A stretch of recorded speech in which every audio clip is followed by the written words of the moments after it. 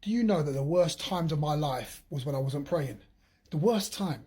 I find that whenever I go through a period and I'm being a bit prayerless, I find that those are the times where my life is in the most turmoil.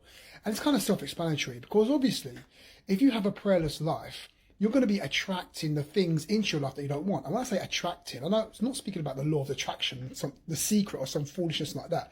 No, when you don't pray and you're very prayerless, evil and craziness begins to rear its head. It starts to take over and you start to see all sorts of craziness happening in your life. But then when you're in prayer and you're prayerful, things seem to work themselves out. Things seem to, I don't know, things seem to go up. Things seem to be good. Things seem to be great. You can hear God. You're at peace. Your mind's at peace and all that good stuff there. You know, today, my wife, her mind was being a little bit clenched up. Okay, she wasn't in the headspace. You know when your mind is feeling a little bit heavy? My wife's mind was feeling a bit heavy, so I started praying with her, praying for her and praying with her. Then that spirit of heaviness began to lift.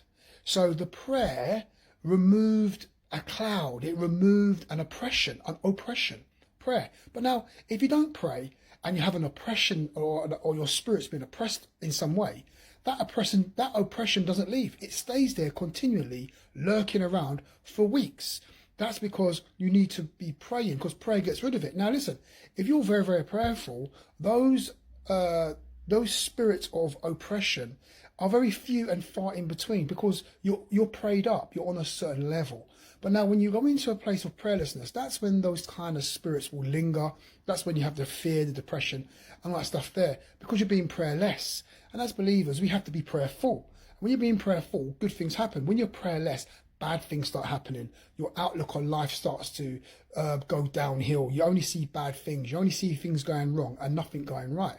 So like I said, we need to be prayerful. We need to be in prayer regularly, because that's the only way to change the way you see the world, is through the eyes of prayer and through the Spirit of God. Because when you're praying, the Spirit of God will be elevated in your life. So you'll begin to see the world how God sees the world. But now when you're prayerless, you'll start seeing the world, or your outlook will be quite the opposite.